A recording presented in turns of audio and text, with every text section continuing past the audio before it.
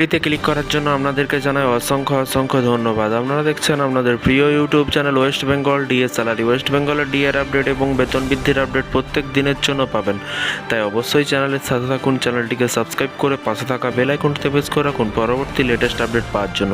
কি বলা হয়েছে চলুন এক নজরে দেখে নেওয়া যাক। এখানে বলা হয়েছে 9 ঘন্টা অতীত, এবার দিনে 14 ঘন্টা কিন্তু করে কাজ করতে হবে। সরকারের কাজে প্রস্তাব জমা পড়তেই কিন্তু চিন্তায় সরকারি কর্মচারীরা। তো ফ্রেন্ডস, 9 ঘন্টা নয়, এবারে 14 ঘন্টা করে কাজ করতে হবে কোন কর্মচারীদের এবং কি বলা হয়েছে বিস্তারিত চলুন দেখে নেওয়া যাক। এখানে বলা হয়েছে দিনে 14 ঘন্টা করতে হবে কাজ। সাম্প্রতিক এই মর্মে রাজ্য সরকারের কাছে কিন্তু প্রস্তাবও জমা পড়েছে।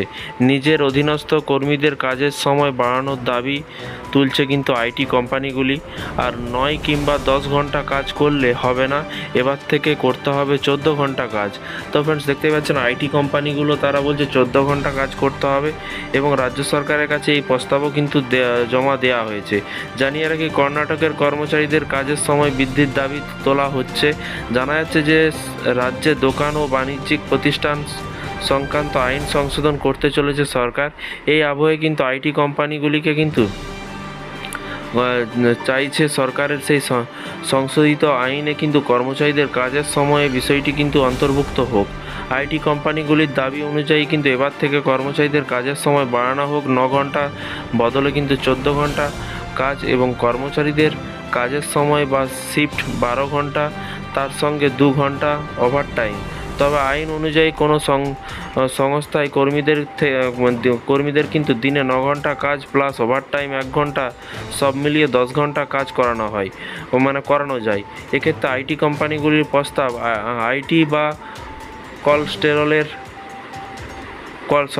কল সেন্টারের কর্মচারীদের দিনে কিন্তু 12 ঘন্টা বেশি ও টানা 3 মাসে 125 ঘন্টা কাজ কম কাজের ছাড়পত্র দিক সরকার। আইটি এই প্রস্তাব নিয়ে কিন্তু ইতিমধ্যেই প্রাথমিকভাবে আলোচনা করছে কিন্তু সরকার। মন্ত্রিসভার বৈঠকে এই নিয়ে বিস্তরে আলোচনা হতে পারে বলে কিন্তু সূত্রের খবর। আইটি সংস্থাগুলি এই প্রস্তাবের পরই কিন্তু ফুঁসে উঠছে কর্ণাটক আইটি কর্মচারী ইউনিয়ন।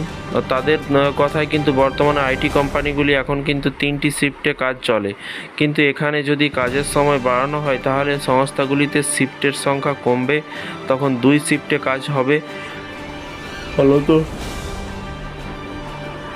1/3 কর্মচারী কাজ হারাবেন। তো ফ্রেন্ডস, বিষয়টি বুঝতে পারছেন। এই ছিল আজকে একটি ছোট্ট আপডেট। কর্ণাটক সরকারি কর্মচারীদের কথাও কিন্তু এখানে বলা হয়েছে। বিভিন্ন রাজ্য সরকারি কর্মচারীদের আপডেট পেতে চ্যানেলটিকে সাবস্ক্রাইব করে রাখুন এবং পশ্চিমবঙ্গ রাজ্য সরকারি কর্মচারীদের ডিএ বেতন বৃদ্ধি যোজনা প্রকল্প বিভিন্ন রকমের সরকারি আপডেট পেতে চ্যানেলটিকে ফলো করতে ভুলবেন না। ভালো থাকবেন, সুস্থ থাকবেন এবং নিজের খেয়াল রাখবেন। Thank you.